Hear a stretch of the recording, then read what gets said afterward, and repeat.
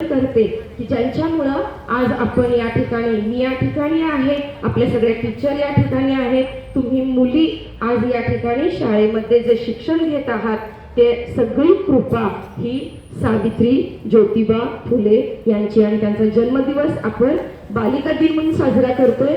पण काय बघा, त्यांनी जे शिक्षणासाठी इतका अन्याय आणि अत्याचार सहन केला, पण आज जो त्यांचा जो हेतू होता तो हेतू कुठंतरी चुकतं आहे, गणित चुकतं आहे, आणि ते दुःख सावित्रीच्या मनाला होतंय. ती दुःख, ती चीड, तो राग, ते जे व्यक्त होणं आहे ते सावित्रीच्या रूपातच व्यक्त करण्यासाठी येत आहे पहिलीच्या विद्यार्थिनी. तुम्ही मला ओळखले का? मी सावित्रीबाई ज्योतिबा फुले. कोणी महाना चिऊ, कोणी महाना काऊ. मी तर आहे नायगावची साऊ. मी मुलींसाठी पहिली शाळा सुरू केली. माझ्यावर खूप अन्याय झाले, चिक्कार फेकले गेले.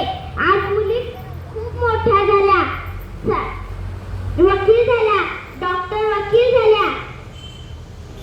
जब तक सूरज चांद रहेगा सावित्रीबाई का नाम रहेगा, सावित्रीबाई का नाम रहेगा. स्त्री शिक्षणाचा रचला तुम्ही पाया, शब्दही अपुरे पडतील तुमचे गुण गाया. विधवा अनाथांचे तुम्ही बनल्या आई, दिवाळ वंदन करते तुम्हाला सावित्रीबाई.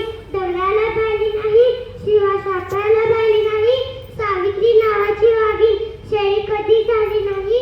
आम्ही तुम्ही शेळपट, सावित्री मात्र वाघीण होती, कारण ज्योतिबा तसा होता. सावित्रीबाई तुमच्यामुळे शिकत आहे आज प्रत्येक नारी, आज प्रत्येक नारी. सावित्रीबाई तुमच्यामुळे शिकत आहे आज प्रत्येक नारी, आज प्रत्येक नारी. धन्यवाद. होय, मी सावित्री ज्योतिबा फुले बोलते.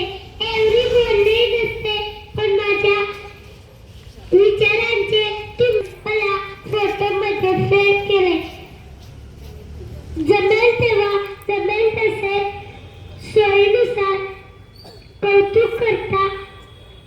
खरे दुःख याचे की तुम्ही मला गृहीत धरता, त्याचा राग मी तुमच्या समोर करते. होय, मी सावित्री ज्योतिबा फुले बोलते.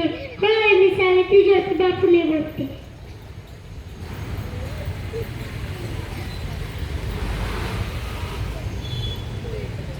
होय, मी सावित्री ज्योतिबा फुले बोलते. मान नको, पान नको, आमचे उपकारही फेडू नका. कीर्तन बिर्तन काही नको, जोडायचे म्हणून पाचही जोडू नका. वाघिणीचे दूध पिऊन कुत्र्यासारखा गोंडा घोळता. धर्मसंस्काराच्या नावाखाली टाकाऊ परंपरा पाळता. तुमच्या चिपाडलेल्या डोळ्यात म्हणून हे अंजन घालते. होय, मी सावित्री ज्योतिबा फुले बोलते. होय, मी सावित्री ज्योतिबा फुले बोलते.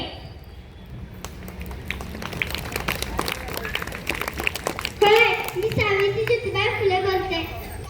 कुऱ्हाडीचा दांडा गोताच तळवावा, सगळ्या गोष्टी डोक्यावरून गेल्या ज्या माझ्या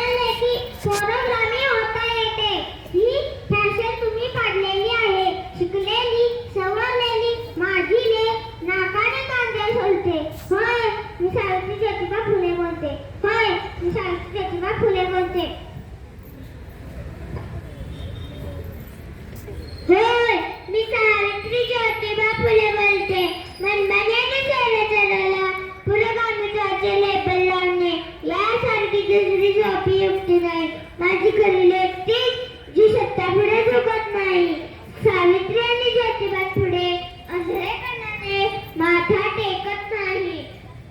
माझी खरी लेक तीच जी आम्हाला सुद्धा नव्याने तपासून स्वतःची भाषा बोलते. होय, मी सावित्री ज्योतिबा फुले बोलते.